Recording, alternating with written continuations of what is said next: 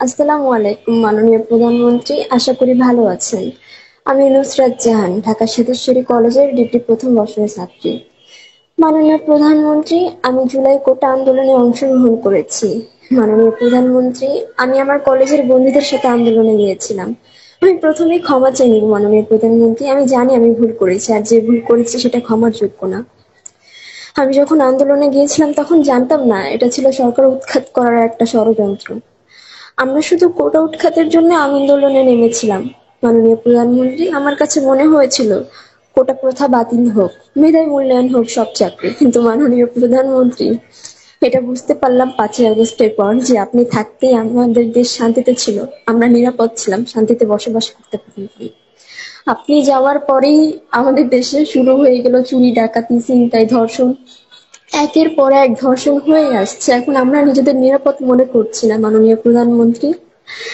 আজ ধর্ষণকারীদের বিরুদ্ধে প্রতিবাদ জানাতে গিয়ে এমন ভাবে হুমকি নিতে হচ্ছে, এমন ভাবে হুমকি শুনছি যেন তারা আমাকেই ধর্ষণ করবে পরবর্তীতে। নিজেকে একদমই নিরাপদ মনে করছি না মাননীয় প্রধানমন্ত্রী। আপনি চলে যাওয়ার পরই দেশে শুরু হয়ে গেছে অশান্তি। একমাত্র ছোট বাচ্চাগুলো, তারাও ছাড় পায়নি, তাদেরও ধর্ষিত হতে হয়েছে। এমন দেশ তো আমরা চাইনি, এই জন্য তো আমরা আন্দোলন করিনি। আমরা একটা সুন্দর বাংলাদেশ চেয়েছিলাম, সেটা আমরা পাইনি, ব্যর্থ হয়েছি। জানি এসবের পিছনে আমাদেরই দোষ, আমরাই আন্দোলন করে দেশটাকে এই অবস্থায় নিয়ে এসেছি। এর জন্য আমি ক্ষমা চাইছি মাননীয় প্রধানমন্ত্রী। আমরা এখনো অনেক ঝুঁকিতে আছি, আমরা বুঝতে পেরেছি আমরা ভুল করেছি, আমাদের এখন কোনো নিরাপত্তা নেই।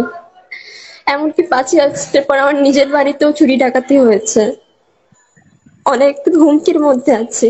আমি যদি পরিচয় প্রকাশ করে এই কথাগুলো বলি তাহলে আমার বাড়িতে আবার অ্যাটাক করা হবে। এজন্য আমার পরিচয় লুকাতে হচ্ছে মাননীয় প্রধানমন্ত্রী। আমরা আমাদের বাক স্বাধীনতা হারাই ফেলছি। দেশ নাকি সংস্কার চলছে, কোথায় কোটার জায়গায় কোটা রইলো, মাঝখান দিয়ে আমাদের দেশটা ধ্বংস হলো। এমন দেশ আমরা চাইনি মাননীয় প্রধানমন্ত্রী, এরকম বাংলাদেশ আমরা চাইনি। মনে হয় এই 10 মাসের চেয়ে 15 বছর, বিগত 15 বছর অনেক ভালো ছিলাম আমরা। দেশ এগিয়ে গেছিল, আমাদের জন্য আজ দেশের এই অবস্থা। এই জন্য আমি ক্ষমা চাচ্ছি মাননীয় প্রধানমন্ত্রী। আমি চাই মাননীয় প্রধানমন্ত্রী আপনি ফিরে আসেন, আপনি ছাড়া আমাদের কেউ নিরাপত্তা দিতে পারবে না, আমাদের কোনো নিরাপত্তা নেই, আমাদের নারী শিশুদের কোনো নিরাপত্তা নেই মাননীয় প্রধানমন্ত্রী। আপনার উসিলায় আল্লাহ আমাদের নিরাপত্তা দিয়েছিল, আমরা ভালো ছিলাম, আমরা এখন ভালো নেই। আমি চাই মাননীয় প্রধানমন্ত্রী আপনি ফিরে আসেন, আমাদেরকে উদ্ধার করেন এই অশান্তি থেকে। মাননীয় প্রধানমন্ত্রী, আমি আবারও ক্ষমা চাইছি আমার ভুলের জন্য, আপনি ফিরে আসেন। আমাদের একটাই অনুরোধ, আমাদের সবার একটাই অনুরোধ, আমরা আবার আপনাকে দেখতে চাই মাননীয় প্রধানমন্ত্রী, আপনি ফিরে আসুন, আমরা একদমই নিরাপদ নেই। তুমি আমি জানি তোমরা ভুল পথে গেছো।